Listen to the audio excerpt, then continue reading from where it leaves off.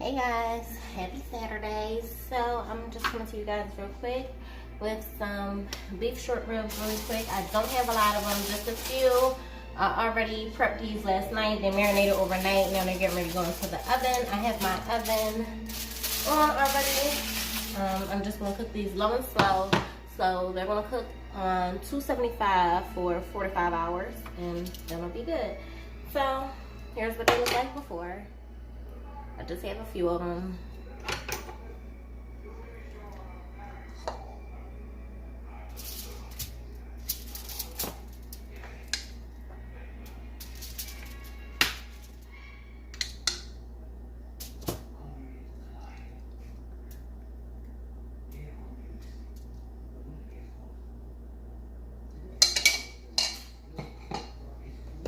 So guys, I'm gonna give you guys a closer look. Here's what they're looking like going into the oven. I'm going to cover those with another piece of foil.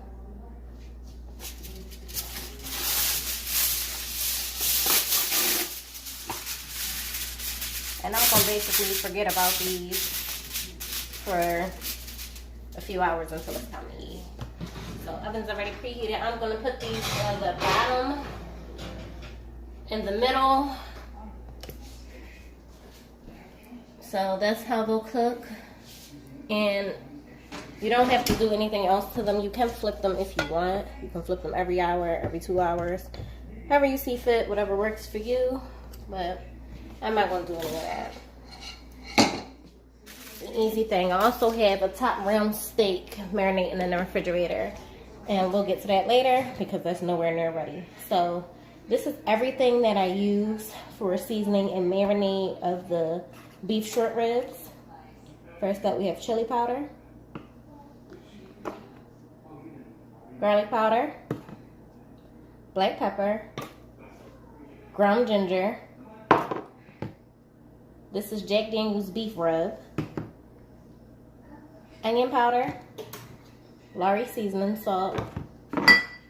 This is some type of dark roast coffee. I know, it sounds crazy, but it's really good on beef. Worcestershire sauce, brown sugar, soy sauce, last but not least, accent salt. I use this in place of regular table salt or sea salt.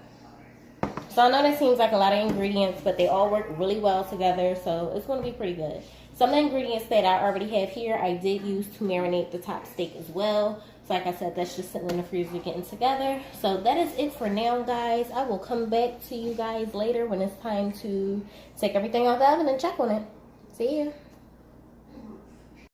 Hey y'all, I'm back. So it's like 4 hours later. So I just took the ribs out of the oven and we're just gonna give them a little check, see what happens. Oops. Hot. Alright guys. These look pretty good.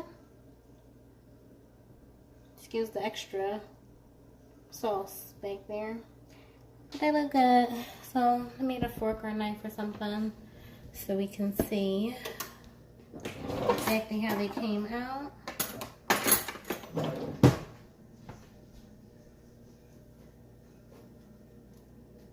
Look at that, guys. It's easy to cut.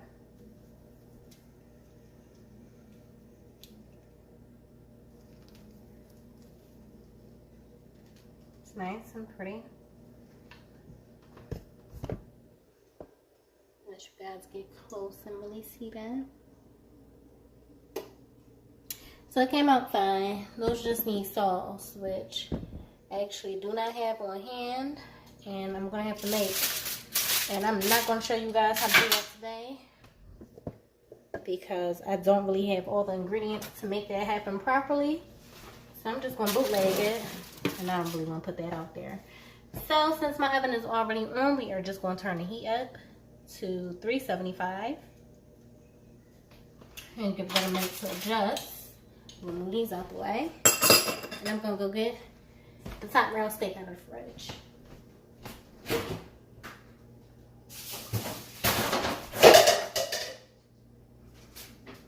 Excuse the noise, guys. So this is our nice steak that is in the fridge, hanging out, marinating. So in a second, I will show you guys everything that I use to marinate this. Of course, I'm not going to cook it with foil. Well, I'm going to cook it with the foil. I'm not going to cook it with the plastic. So I'm just going to take this off, and I'm going to pop that into the oven. 375, 20 minutes.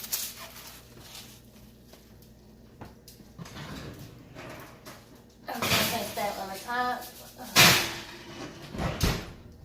Okay, so everything that I used to marinate the steak is right here.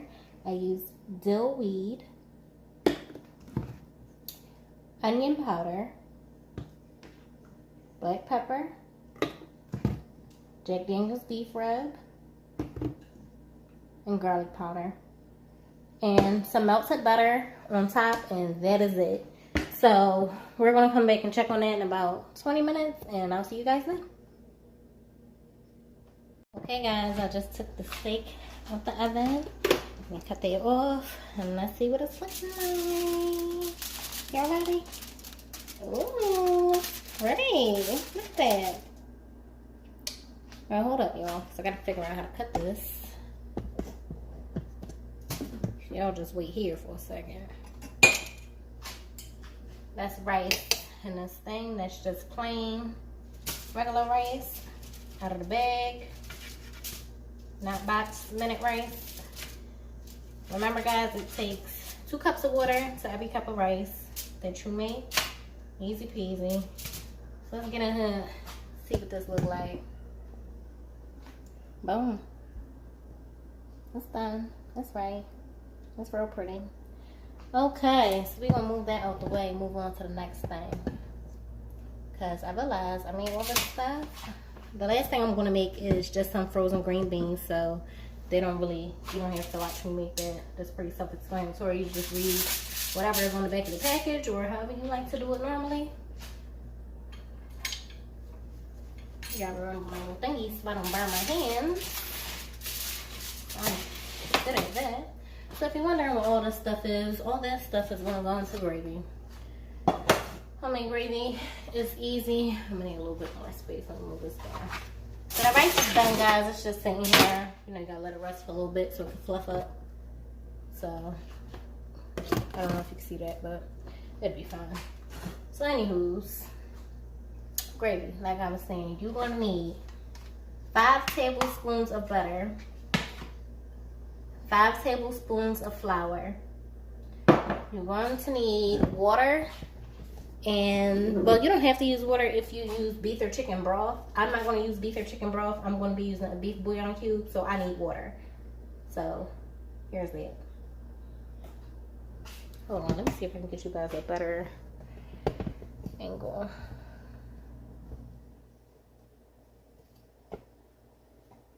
Alright, probably not, y'all. I gotta figure out how to do this and show y'all at the same time. First, I'm gonna turn this on so I can melt this butter. So let's let that heat up while we figure this out. I make such a big mess while I'm cooking. I'm really trying to spare y'all from seeing it. I cannot cook without making a mess, and it's always a real big one. Don't ask me why. That's just how I do it. Does that make it better? Probably not, but it's pretty normal for me. So I guess this is probably as good as it's gonna get. Actually, I can move over here since I moved it. Y'all see it? Like y'all can answer me, right?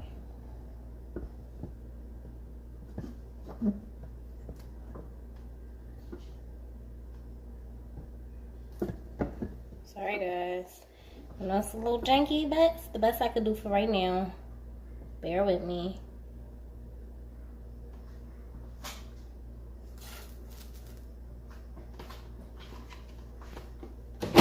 Alright, so first we're gonna get this butter out of here. Start this melting process. Remember, like I said, 5 tablespoons. Not teaspoons, not nothing else. Tablespoons. 5 of them.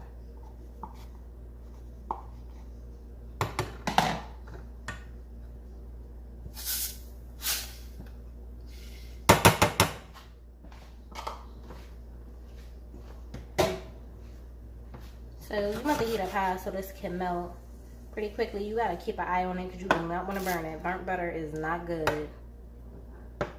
So you want to keep this as light as you can. It shouldn't take too long, and it doesn't even have to be perfectly melted.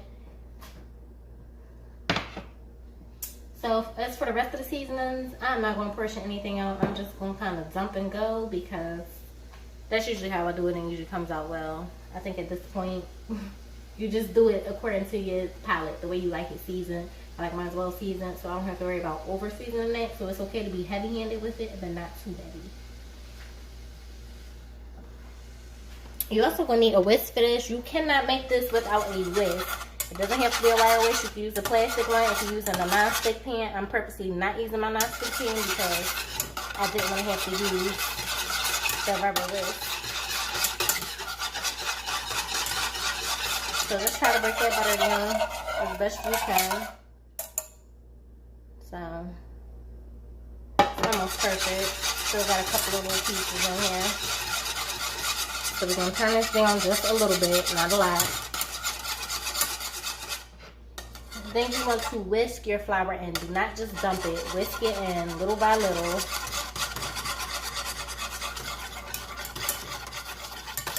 Try to get all the lumps that you can see. I'm going to show you guys this in a second. I know you guys can't see. I'm so sorry.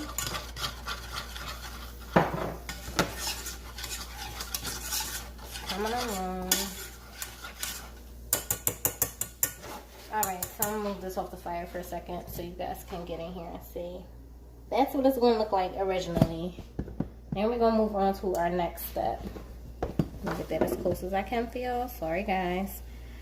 Alright, so remember what I said? You are going to need water. So this same thing. You're going to pour and whisk. Try to get as many of these lumps as you can see. Smooth it out because if it's lumpy now, it is going to be lumpy in the end, guys.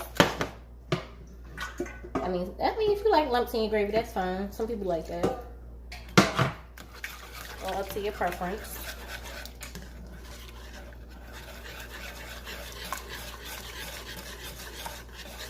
I mean, I think some lumps are fine. It doesn't have to be perfectly smooth. Look at me making a mess. It's my favorite part of cooking. Just making a mess. I don't know how much water that is. I did not measure that out. This water that I had warming up in the kettle. I use warm water. That way it would be, I wouldn't have to wait on it to heat up. It would just be better. I just think it's better that way. So this is it now. Once I added the water to it, see the difference? So now you're looking like, girl, that does not look like gravy. That looks like a mess. I know. We're going to get there. Be patient. Let me back this up a little bit so I can show you. Still whisking it. So I'm going to go ahead and add my beef cube in. So these are just beef bouillon cubes. So I use these instead of using beef broth. I just found it to be more cost effective that way. Just make my own. So that'll cook down. You don't have to worry about that because you want to cook this for a little while. Today I'm going to add some ginger. I know you think, you probably put ginger in everything. I do put ginger in a lot of stuff, and that's a very liberal amount.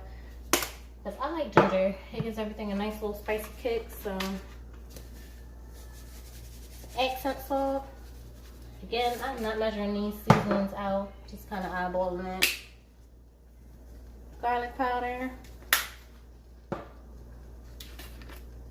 Onion powder. Last but not least, black pepper.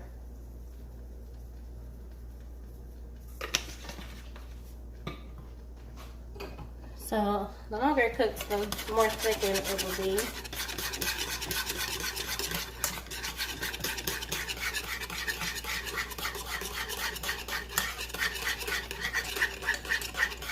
Once my beef cube melts, it'll start to change color.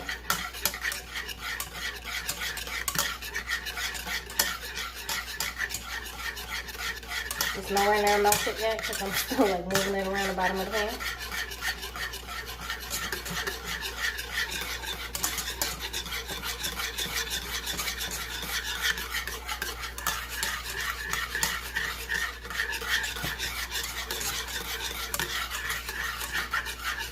Alright, I'm just going to be whisking this for As long as it takes this beef cubed amount. You don't need to see this. I'll be back. So, it did change colors on me. It is a little darker. I added some more water to it because it was a little thicker than I wanted it to be. Which is fine. Honestly, if you find that it gets to the consistency that you want it to be, just stop stirring it. Because that's what's sticking in it. So, give me a second. Let me let you guys get in close. And that's what it's looking like.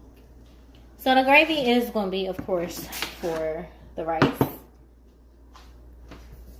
So, that's it for now, guys. Because like I said, the last thing I'm going to make is just some frozen green beans. All you have to do is heat those up. That's easy. So, all you have to do, you know, is follow the directions on the back. Or just put some water in there and heat it up however you usually do it. So, you guys going to need my help for that. So, thank you guys for coming and hang out. Before you go, let me show you this final product on how these ribs came out. They're cute. They're cute. They came out real nice. Look at this. Look, y'all. It just fall right apart. It's not tough. It's not chewy. Simple. So as for that steak, I did leave out one thing, guys. I know there wasn't foil on it when I put it in there. It's foil on it now. Because after the 20 minutes, I turn the heat down to 250. I cover it and then I take it out after an additional 10 minutes. So that's how we got here. Just in case I didn't make that clear to you guys. Alright, that's all. That's it. See you guys later. Bye.